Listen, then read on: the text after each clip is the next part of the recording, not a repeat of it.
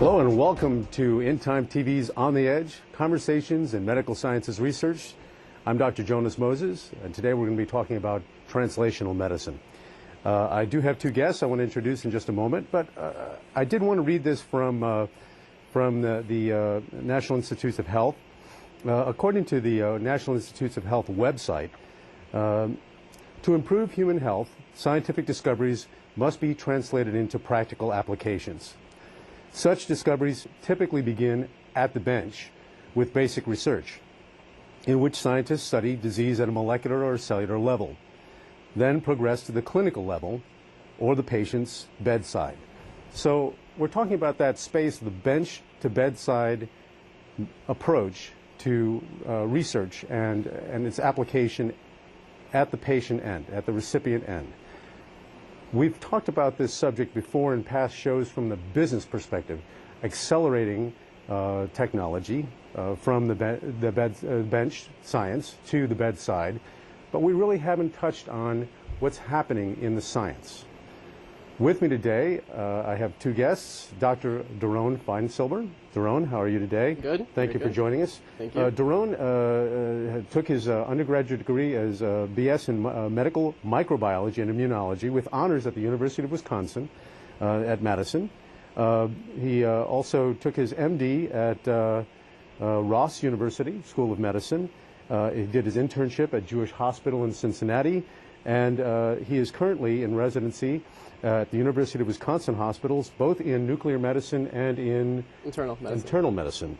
And Dr. Andrew Maniotis. Andy, welcome back. Thanks, Thank you for joining us as well. Good to be back. And Dr. Maniotis is a cancer biologist and the director of the Laboratory for Cell and Developmental Biology of Cancer at the University of Illinois in Chicago. So when medicine goes right, the physician and the scientist, the bench scientists, are working hand in hand to drive successful therapies for patients. However, that's not historically how it's gone. Historically, scientists have gone to the lab to see, to do foundation research. What can we find? What do we know about the human body? What don't we know about the human body? And when a discovery is made, typically, it's secondary to say, gee, how can we apply this to the human condition? Usually, it's about publishing your work. In the current state of affairs, it's much more important that the end user, the patient, be involved in this process. How can we benefit the patient? Some of the time this works very well, some of the time it breaks down, and that's what we're going to talk about today. We're going to talk about market-driven innovation in translational medicine. We're going to talk about those times when the research process falls apart and what ends up coming to the patient is not necessarily good for the patient. So, Doron, you have had some experiences as a clinician and as a research scientist. And Andy, your focus has been on the research end of things, but you certainly have spent a good deal of time working in a clinical setting on these things. Yeah. Why don't you kick off for us? Just describe the process. Okay, well, something you said that was interesting, and that is, when you look at the NIH websites for grants and the way grants come up, I mean, many people don't appreciate how these ideas come around. Like we want people to be researching the connection between mercury and autism. All right, this is given up as a PFA, as some sort of edict from a consensus of doctors and scientists, and then people then submit ideas, and it has to be a hypothesis-driven research, and so that's how these ideas get started. Now, it's a long way from that point to where it becomes instituted in a medical setting. And what's been happening in recent years is that the length of time is getting shorter and shorter between the time that these ideas are first articulated, written down, distributed to the scientific community and the medical community, and then the time it takes for the ideas to become implemented in experiments, in the right kind of experiments, development of an animal model for disease, and then finally the first clinical trials. And there's all kinds of rules and ethics, and we've talked about that before. I just wanted to throw that out just to get things started, that the ideas, in at least modern times, start out on paper as perceived needs. Because you said that there's market-driven issues going on here. Well, I guess there is, if you consider obesity in America as a market-driven health problem. You know, you have people, I remember we used to have these little mice, and we were doing experiments on leptin. We feed them fat. In the cage they were eating fat, the mice would blow up. They looked like little cotton balls. Right. And in the normal cage, they were nice, slender mice like you'd expect. So do we, decide that the disease or the issue is due to the marketplace and the kind of culture we have? Or are there pre-existing conditions out there that have always been difficult, like syphilis, for example? We still have not conquered syphilis and those kinds of diseases. We can't even detect it after the secondary stage and tertiary stage and this sort of thing, and it's a major growing problem in the United States and elsewhere. So I think we should define what it is, just for our purposes here in discussion. What kind of, from bench to bedside, are we talking about? Whether we need to even restrict it to any particular thing at all. So I'll let you. Sure. And it's a very insightful view. What I would say is that having had both sides of exposure, having worked in the research laboratory, having conducted research, and having functioned as a clinician, that I see there's a lot of different disease processes that really do require the kind of innovation that you're talking about. And I think that on a daily basis, some person who's working in the hospital treating patients with COPD, pneumonia, people who have hepatic encephalopathy from hepatitis infection, or people who have the irreversible shunts for liver cancer, where that can actually cause you to become encephalopathic and have mental status changes, things like that. Those are the bread and butter types of things that medicine needs to focus a lot more on, and use that as a template for translational research. Now what I'm saying by that is that if you're in a clinical laboratory and you're studying, let's say, some infectious disease process, or you're taking cell cultures and you're trying to create immunotherapies, which is fine, but the thing is, there's a whole gray zone right in the middle where there's a disconnect. You get to the hospital. I round on my patients. I will check their vital signs. I'll look at their laboratory results. I'll see one patient, all of a sudden his white blood cell count is markedly elevated. And then I say, well, is that because of infection? Is it because of malignancy? Or is it something else that we're not looking at? Even something as simple as a patient being treated on steroids can get his white count up very high. And so now the question is, how can you take what happens in a setting where you would be, in your research lab, for example, and then look at what I would do on a daily basis and put those two areas together? Use the example of leptin, and I believe it's a beta-3 receptor that they use, and that's what can predispose people to obesity and diabetes, things like that. Well, that same model does function in people, but again, there's an area there where you have the basic scientist who focuses a little bit more on publishing and getting their name out there, and then you have the clinician who is looking at more at short-term gain in terms of what the patient has in terms of management. So I think that what you need to do is that the clinician has to have a better understanding of what the bigger picture is, while the basic scientist has to see the forest from the trees. We're going to take a commercial break right now. When we come back, we're talking to Dr. Menenios, Dr. Doron Feilsilber. You're watching On the Edge, Conversations in Medical Sciences Research. Hi, I'm Michael Momando. You're watching the In Time TV network, where professionals save big time connecting with their community worldwide. If you're in the restaurant or hospitality industry, I invite you to tune in to Restaurant Talk, where you can email or call in questions, comments, or concerns. You may even be a guest on our weekly Saturday show. To see a recent tasty episode of Restaurant Talk, please tune in to www.intimetv.com.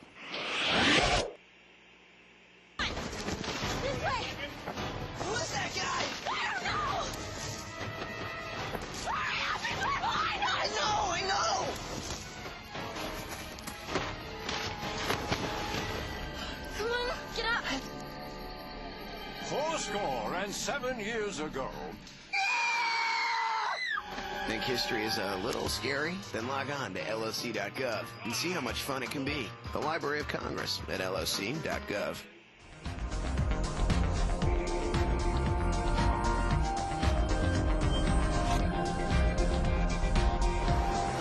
Welcome back to In Time TV's Conversations in Medical Sciences Research. We're talking about translational medicine today. I am Dr. Jonas Moses. With me, Doron Feilsilber and Andrew Maniotis. And just before the break, we were talking about this marriage of the bench science with the practice of medicine at the bedside. And we were going to talk a little bit about when this works. And I wanted to start with an example of when it doesn't work. Recently, I was talking about a patient who has end-stage diabetes, and one of the things that was commented to me was, well, this patient is on the list for a pancreas transplant, kidneys and pancreas. And I said, well, gee, that sounds like a cure. If you transplant the pancreas, then the patient is cured. I mean, there's no more diabetes. If it's a functioning pancreas, they're getting insulin when they need to. And the comment was, well, yes and no, because it seems like it may be a cure. However, then the patient has to stay on medication the rest of his or her life to prevent rejection, and it's an incredibly dangerous procedure. With very high morbidity and mortality rates. And so, yeah, we can do this procedure, but do we really want to do this kind of procedure? And so there are many times when the existing science says we can do this thing, but is it prudent to do it? So the end result is it may be more damaging to the recipient, the patient, then the idea, it may be a great idea, but not so good when you start bringing in the human element. I can make a comment on that. When you are dealing with transplant cases, again, intellectually it sounds like it makes sense. Yeah, something doesn't work. Just like you have let's say your tire blows out in your car, you change the tire, you can drive again, right? It's a little bit of a different story, and in fact ties into what Dr. Maniotis was saying. Someone who has, for example, type 2 diabetes, for example, where their body is not sensitive enough to the insulin, and then their body is going to start producing more and more insulin, and the pancreas eventually burns out. Also, now they're dependent on insulin, right? If you transplant the kidney, or not the kidney, but the pancreas, what's going to end up happening is that your system still is not necessarily going to be sensitive to the insulin anyway. And so there's actually something on a molecular level that needs to be looked at. This is an excellent example of how translational medicine could work in that setting. So let's say I go to his laboratory. I understand these leptin receptors, and I understand these beta-3 receptors, how that actually causes obesity, causes your body to not be sensitive to insulin the proper way. Then I'd actually eliminate the need for even having a transplant in the first place. So, and the thing is now, it's interesting because of transplants, you have so many people on waiting lists for kidneys, for hearts, and that's also where that gets into, where you have to do basically risk stratification, which one is more important than the other. And a lot of times, when you're using chemotherapeutic agents to prevent rejection, that can actually paradoxically cause diabetes as well. You have steroids that will cause hyperglycemia. You'll have people that will have peripheral effects from all these different cytotoxic agents. So that's a great way to see where you see someone who needs to have a transplant. And then you have another person, then you ask the reason, well, what's the reasoning behind why are they in this disease state in the first place? Is it poor diet? Is it poor lifestyle? Is it even poor attitude? I'm a very strong proponent in mind over matter. I think that, a patient's attitude does affect their outcome. And so the question is, how does that happen? Why does that happen? And I think that that's where we can bridge that together. So, well, in response to what you said, I have a colleague, she's a MD, PhD, and she's a liver transplant surgeon, par excellence at UIC, and her whole program now has been shifted over toward exercise for diabetes. And, we're right in the middle of the inner city district in Chicago there, and so there's a lot of obesity, there's a lot of diabetes. Right.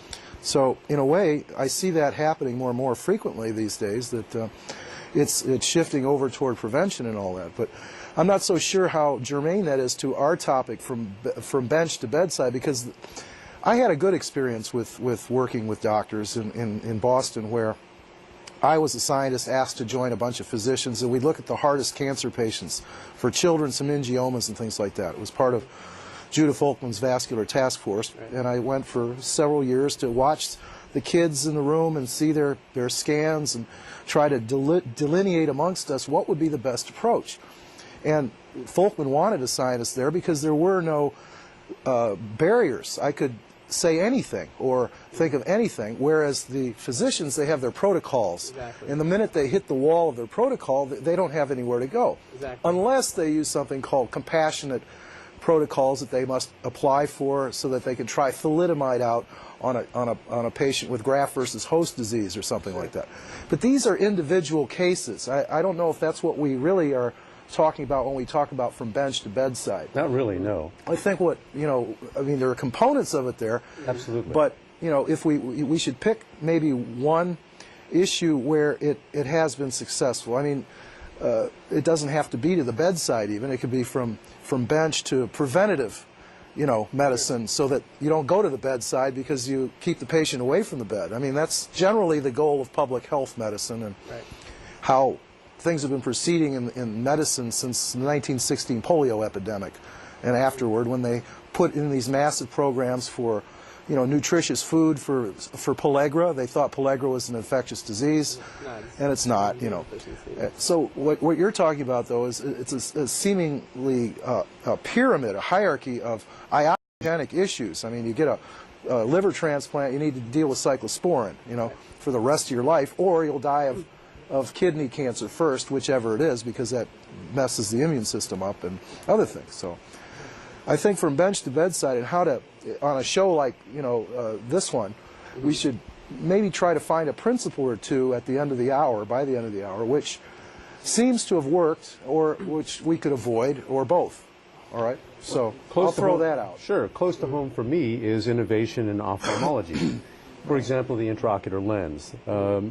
A physician back in during the Second World War made an interesting finding. He noticed that patients who were coming to him, pilots who were coming to him after they had had piercing wounds to the globe, the windshields that were made from a certain kind of polymer, the shards would get into the eye, but they didn't cause an inflammatory response. We're going to pick up there. We have to go to a commercial break right now. We'll be right back after this commercial announcement. You're watching Conversations in Medical Sciences Research. I'm Dr. Jonas Moses. Stay with us.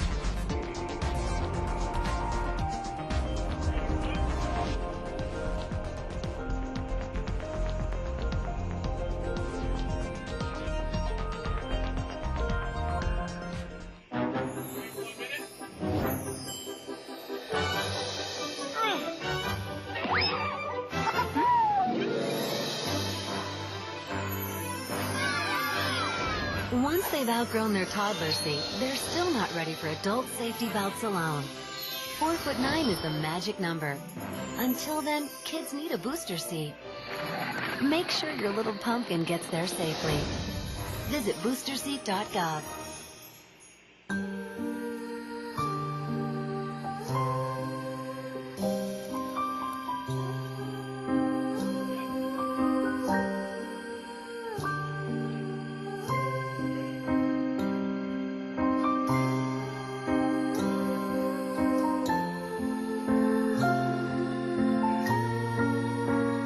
Protect yourself from mannequinism.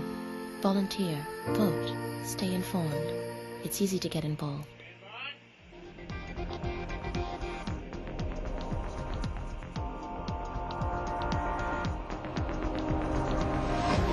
Welcome back to In Time TV. You're watching Conversations in Medical Sciences Research. We're talking about translational medicine today. I'm Dr. Jonas Moses. With me, Dr. Doron Feilsilber and Dr. Andrew Maniotis. Just before the commercial break, we were talking about an example of where something that a clinician noticed drove innovation that's been very successful. And as I was saying, I was telling you about this physician in the 1940s who noticed that his patients were getting not glass but polymer shards from their windshields, their plain windshields in their eyes, and it wasn't causing any kind of inflammatory or infectious response. In fact, it was inert. This drove him to think about the possibility of using something like this as a replacement for the lens in the eye. When you get cataract or clouding of the lens in the eye, replace it with a lens like this out of an inert material. This, of course, is translated over the course of the next 50, 60 years into the successful implantation of the intraocular lens after cataract surgery and a number of different disorders that cause opacification of the lens.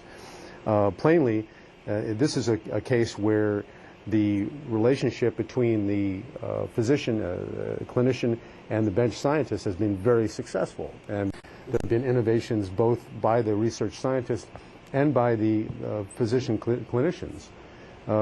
We were talking during the break a little bit about an area that you wanted to discuss. You were talking about melanoma. Yes. I believe. You want to bring up an example Sure. there. One of the biggest inspirations that I had, I remember back in college when I was taking an immunology course, and I had a professor show us a video of a gentleman by the name of Dr. Steven Rosenberg at the NIH. He's originally a general surgeon, and he does a lot of translational work. He had these patients who were far along in their melanomas, which is a skin cancer, we all know that. And you know that when these types of cancers metastasize or they move to other parts of the body, that can be a big problem, in particular the brain and the spine. In fact, the physical sensation you get from having metastases to the spine can be so terrible that no amount of pain medication can alleviate it to that level.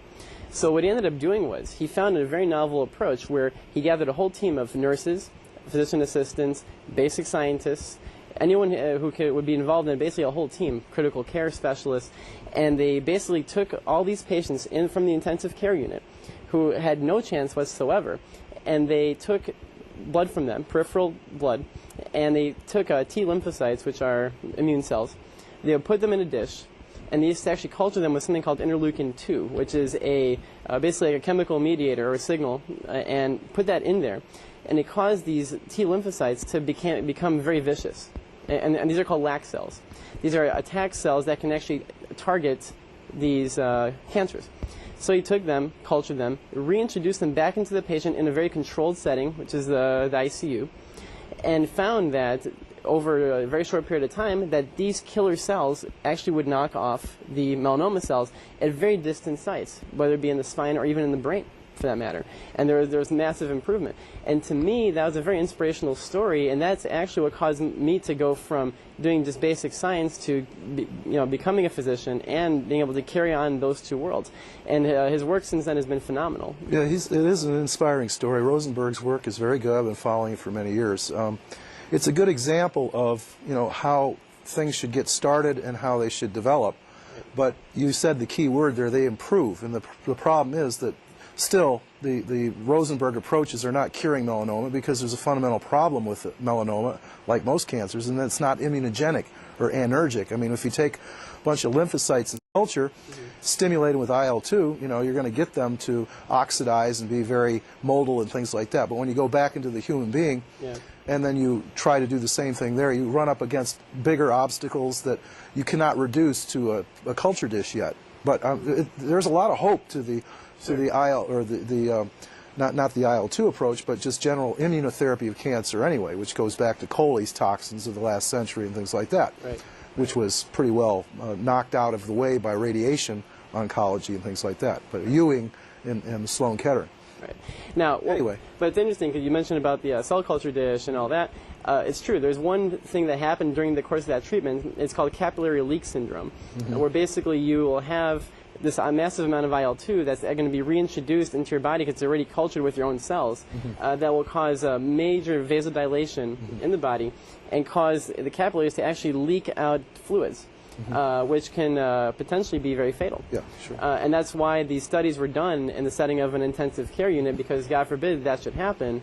You had a whole team of critical care people that could intervene immediately, whether it meant to intubate or to put them on something called pressors, which is an artificial chemical designed to keep your blood pressure up until you're stabilized. So that's true. There's a lot of hidden areas in between that as well. But I think that in concept and in principle, that's what I think a lot of physicians and scientists should follow, is that type of model, is actually taking a true clinical setting and being able to take basic science knowledge and apply it in a way that you see directly does affect another person.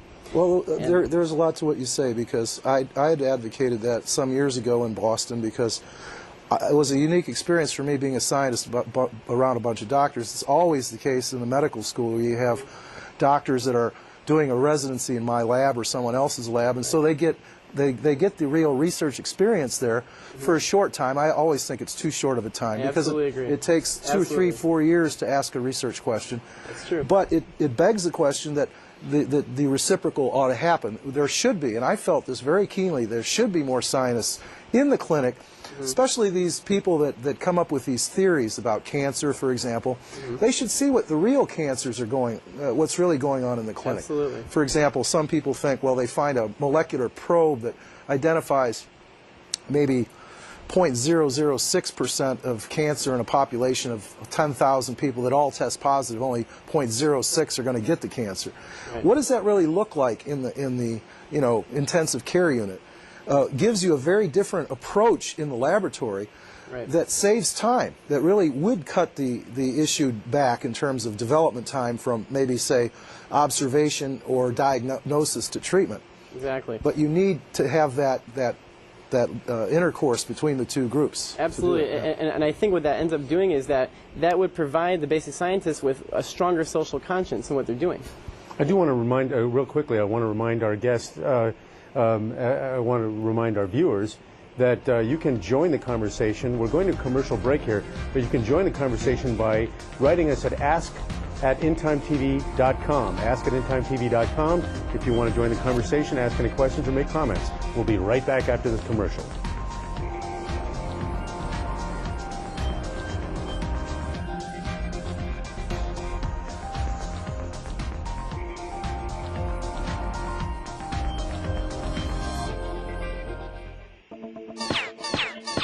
Today, we're moving faster than ever before. Even your ideal prospect will see your ad, click to your website, then decide to read on or read none in a mere 1 to 7 seconds. After that, you become invisible. So what's the answer? How do you capture and hold the attention of your target audience? In Time TV. The In Time TV network broadcasts industry-specific TV shows to the people who buy your products: surgeons, primary care physicians, dentists, podiatrists, chiropractors, hospital administrators can now watch live in-time programs on widescreen, on their PC or laptop while checking email. Shows can even be viewed on a cell phone during a train commute. In-Time TV is peer-to-peer TV that covers the hot topics in industries that you sell to. In-Time TV shows are broadcast worldwide via the internet, yet the cost of running a 60-second commercial is a fraction of what you'd pay for a display ad in a trade magazine. In-Time TV is what your target audience is watching.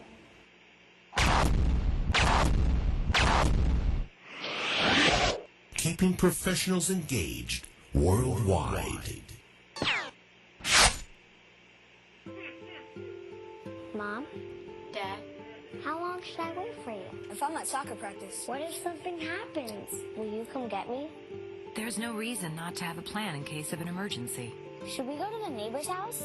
And some extremely good reasons why you should. Can you tell me? Talk to your family about what you would do in case of an emergency.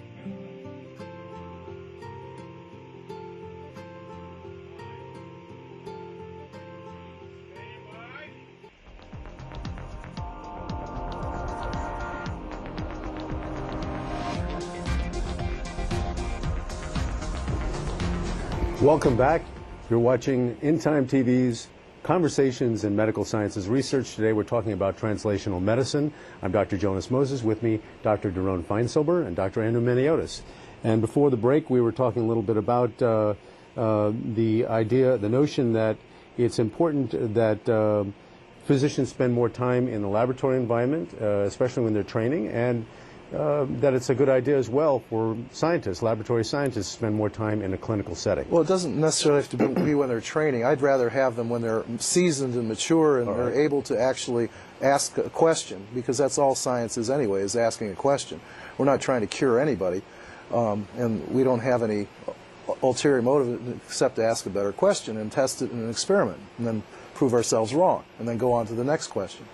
But what you said about conscience, there are some good examples of that, and it gets into this idea of this Orwellian world that we've become. I mean, just the idea of bench to bedside or translational medicine tells us what kind of society we've become, all right?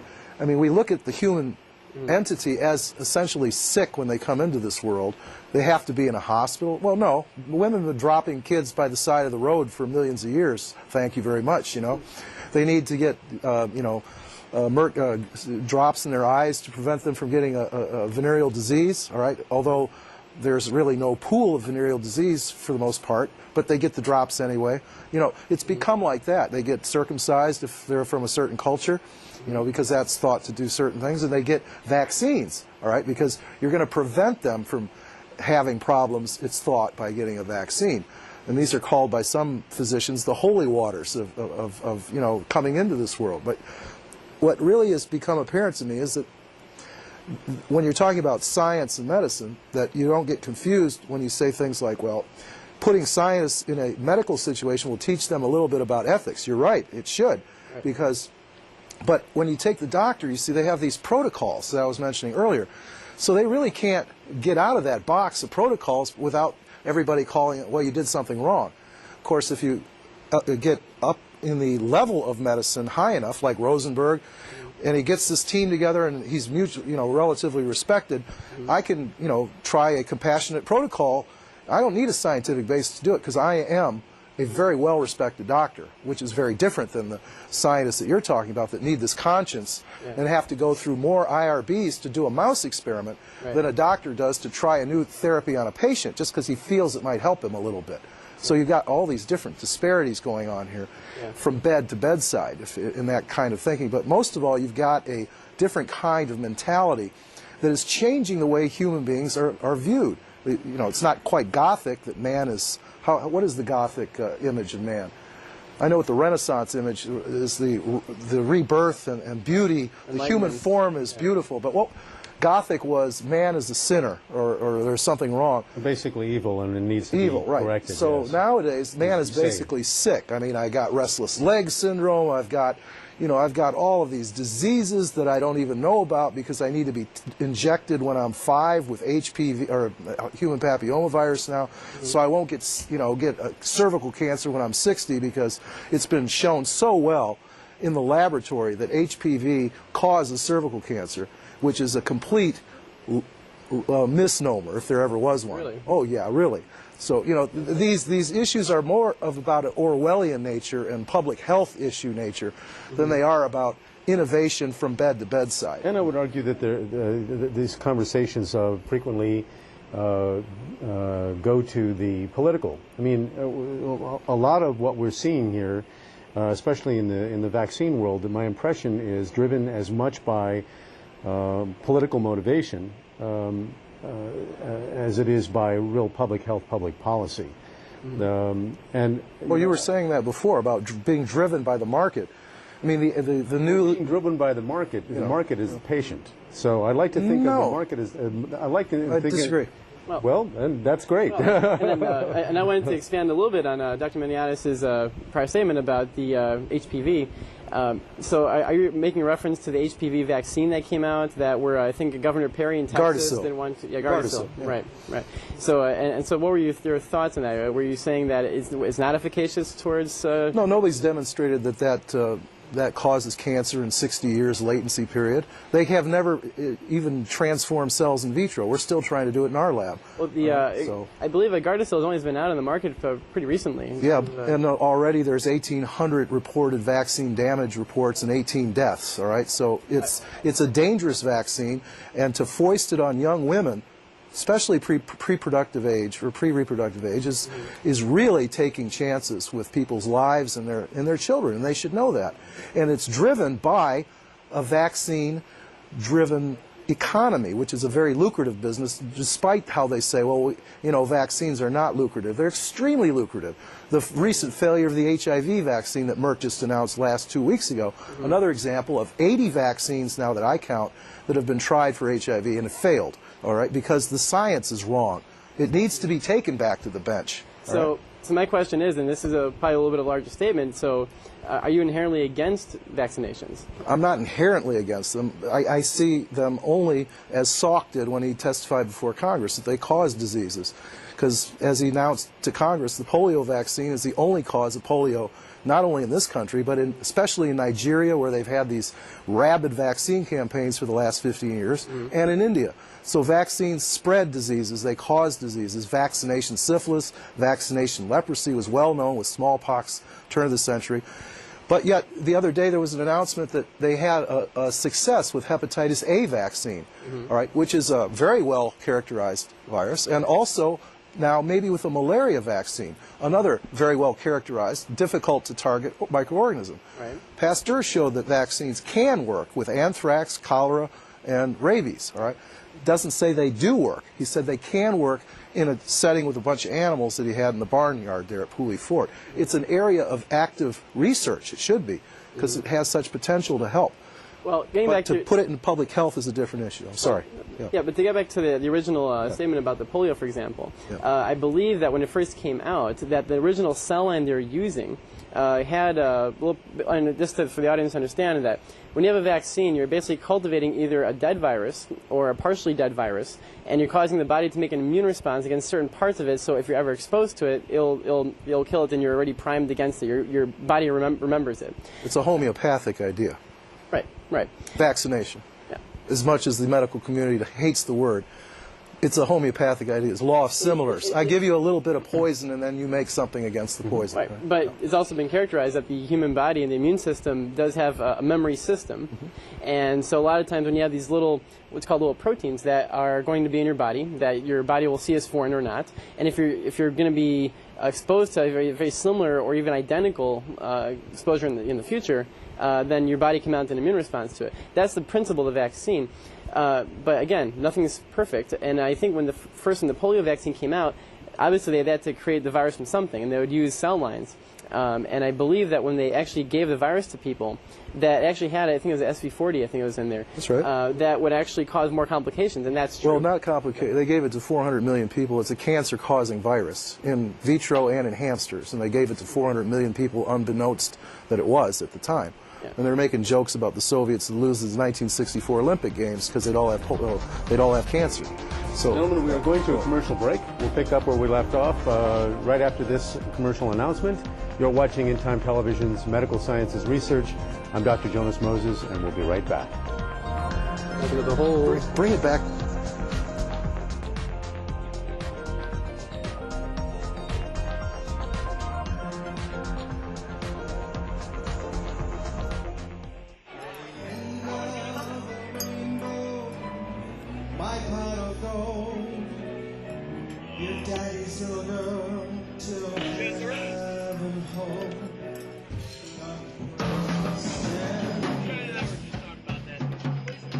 It's easy to tell if you've had way too many.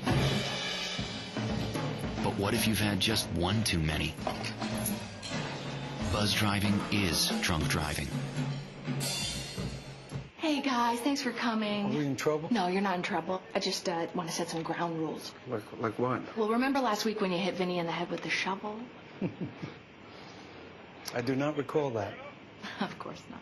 Well, it was pretty graphic. Too graphic for the kids. So I'm going to have to block you. I got to make this up to you. This is Vinny's watch, and I want you to have it. You deserve it. Thank you. That's really not necessary. No. Come here.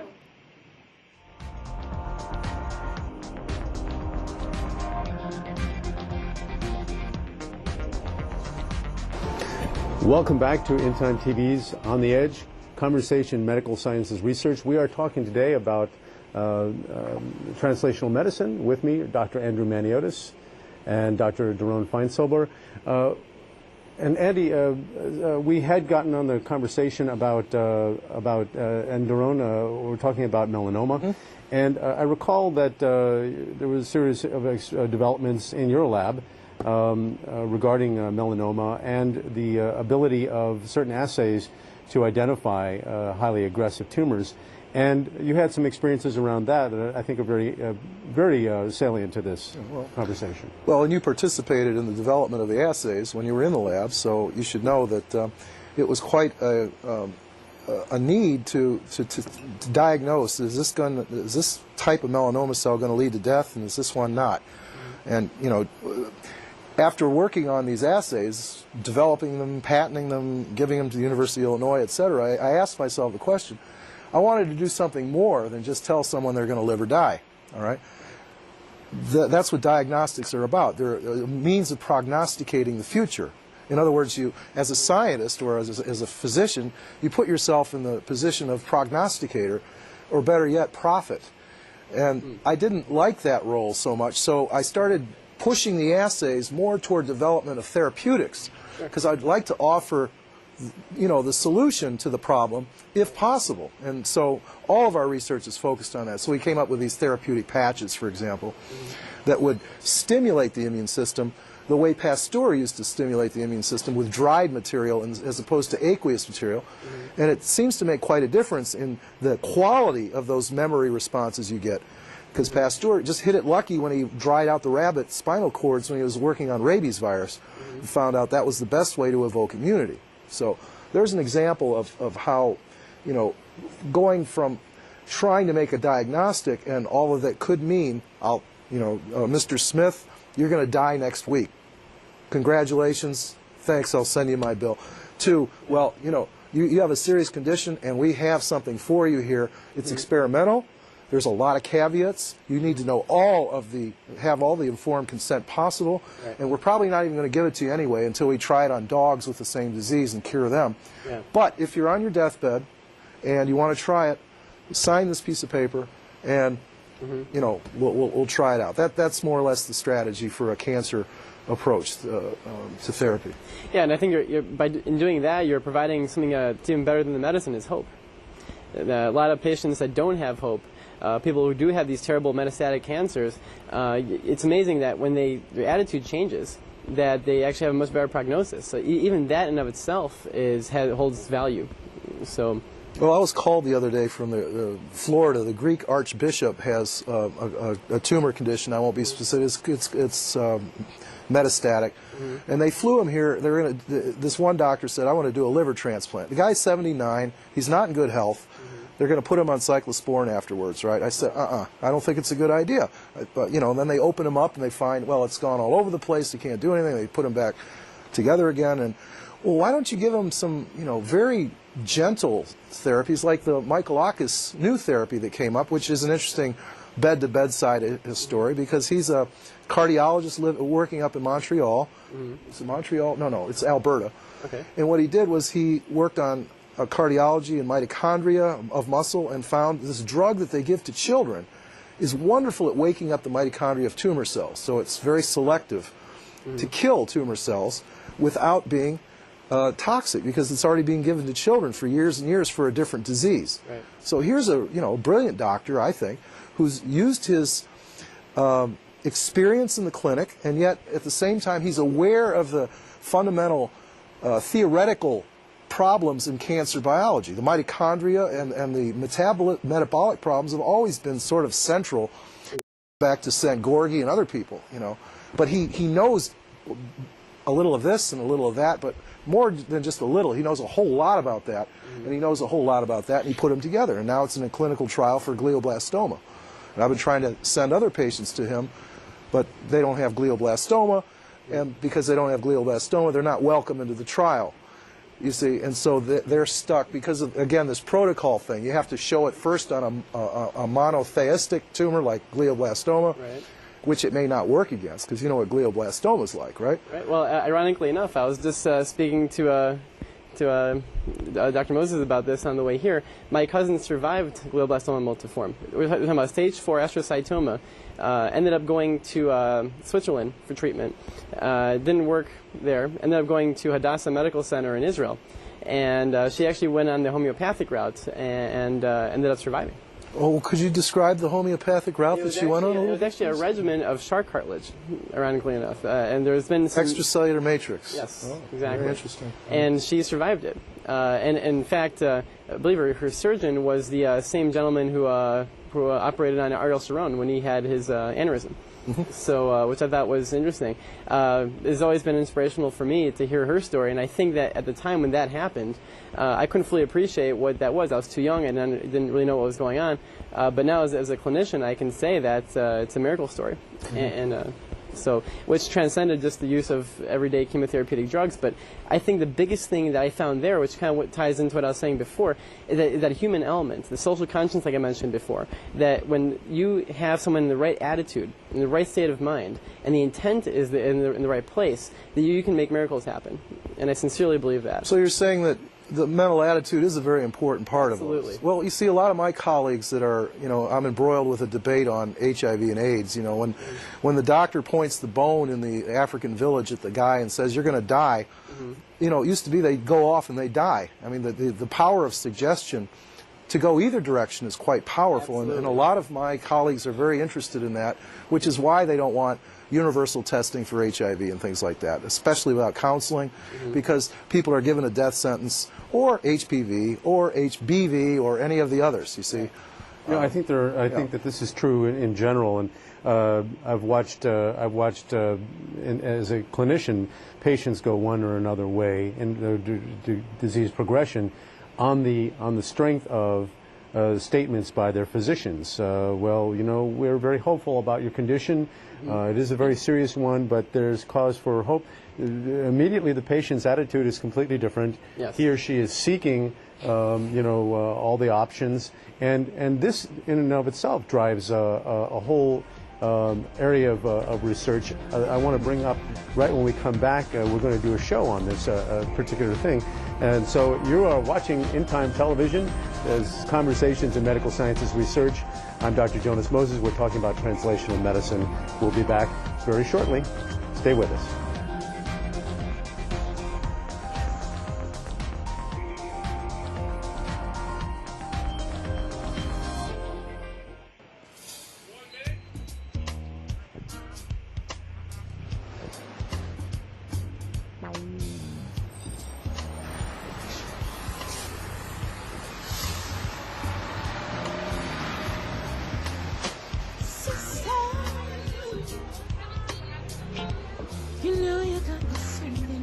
Family and friends can provide the support you need to reduce your risk of cancer, diabetes, heart disease, and stroke. Eat right and get active.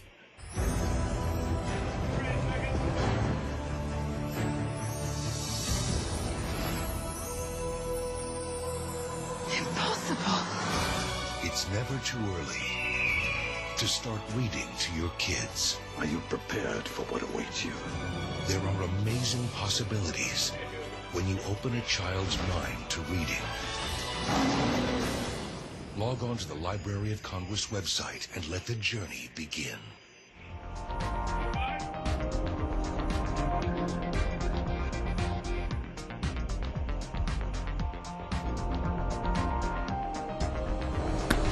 Welcome back to In Time TV's On the Edge, Conversations in Medical Sciences Research. This hour we have been talking about translational medicine. I'm Dr. Jonas Moses. With me, Dr. Doron Feilsilber, Dr. Andrew Maniotis. And just before the break, I was talking about an example. We're talking about cancer. You had just, Doron, mentioned your cousin's success in overturning a stage 4 cancer with a homeopathic approach. And this is a field that the treatment around the cancer patient. These patients are experiencing all kinds of fallout, from literal fallout sometimes, from the radiation and chemotherapy. And there is a company, and we're going to be having them on the program hopefully very soon, that is addressing the health, wellness, and fitness of these cancer patients during the course of their therapy and thereafter. I do want to pick up a conversation, the thread that we had during a break. We were talking about HSV, herpes simplex virus, and cancer. Dr. Maniotis, Andy. Well, we accidentally stumbled on HSV and melanoma, that it's extremely lytic to melanoma. And we also discovered that depending on how you grow... Lytic. Lytic means it kills the melanoma. Thank you. And you know, it depends on how the cultures are grown, because if it's a three-dimensional matrix culture, it's far less sensitive to the viral killing than it would be on a flat dish. So, you know, this generates all kinds of ideas for oncolytic therapies, which is something that we're interested in developing, because more and more we see that viruses have very little to do with cancer, except they may be the cure to cancer, not the cause of so many cancers, you see. Well, yeah. So we'd like to develop that. I'm trying to do that at Argonne and elsewhere right now, and get an interest in people trying to, you know, get animals with naturally occurring tumors so we can infect them with real viruses like HSV that cause either bystander effects of the tumor, because it's known in the immune system is an important issue in rejection of cancers when infections with HSV are given. Right. Now, I think it's these viruses are actually more of a double-edged sword. You have viruses like HTLV, for example, which is in the same class of virus as HIV is, for example, that have been shown to cause cancers, because basically what these viruses are going to do is that they're going to take their... How has it been shown to cause cancer? HTLV1. How? That's been caused to cause leukemia. Where? 175 miles from Nagasaki was where the survey was done, and it only caused cancer in 6 out of 10,000 people that have the antibodies. So I don't know if it's causal. I know it's in every medical textbook as being causal, but I don't know if it's causal because I haven't seen the evidence that it's causal. Okay, well, that'll It might not be a double-edged sword. It might be all a single-edged sword, that viruses are curative, not causative. The issue is any time that you have and this for people at home watching this, that a virus is basically going to take its genetic material and put itself into a healthy cell. And any time that you're playing with genetic material, there's always room for to have error. And that's where you get cancer, is basically where you have the genetics gone awry, that you actually have all these abnormal cells proliferating and things like that happening. So it is possible. You're throwing a monkey into the wrench, and that's how that can happen. Right. Now, but I do, as a chance would show, that we actually end up working on the same type of mechanism. When I was an intern in internal medicine, I spent a little bit of time in a research laboratory working on something very similar to what you were working on. And one thing that we found was that we were actually using these HSV, or human herpes simplex viruses, to actually change how sensitive cells were to different chemotherapeutic agents. One is called cyclophosphamide, which you talk about, what we call cytox for short. One thing that I found, that when I worked with this a little bit, that there's different metabolic intermediates, meaning that as this drug gets broken down, there's different chemical properties. We found that there's a few of them that can actually be more sensitive to these cells that are cancerous. And I think one of the byproducts is called acrolein, if I'm not mistaken. That's, again, in a clinical setting, can cause bladder cancer in patients who are receiving this. Now, who receives these types of medications? Patients who have systemic lupus erythematosus, patients with Hodgkin's lymphoma. It's called the CHOP regimen. So it's interesting that you mentioned that in that model, because I think that that can be used in that manner. Where you can actually take these viruses and make them even more sensitive to these agents. So that's definitely a great way to include this into translational medicine, that you have somebody working in the science laboratory, has a great knowledge of virology and molecular biology, and you have now the clinician who's saying, hey, I have a patient who has these terrible diseases, I have to give him this drug, you can make him more sensitive to that.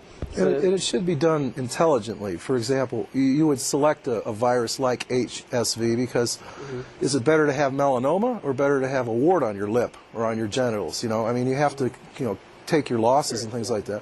I'm advocating we use the live virus on dogs and things like that, because every time we try to, attenuate it, it's not effective for one reason or another.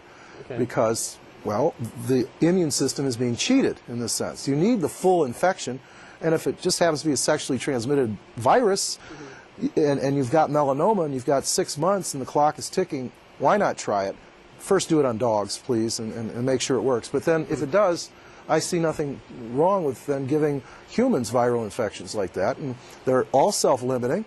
It only affects people that are extremely immunocompromised in the lungs and in the brain and things like that. So you can pretty well rule those people out and try something else on them, but it has to be done intelligently. Right, and for example, like when we talked a little bit before about the patients in the intensive care unit, or people who have had they're basically under deathbed. I think that's a great setting to use it in, because when you're doing a cost-benefit analysis, you're saying, well, obviously I think the benefit is going to way outweigh the risk because this person could be at death's door anyway.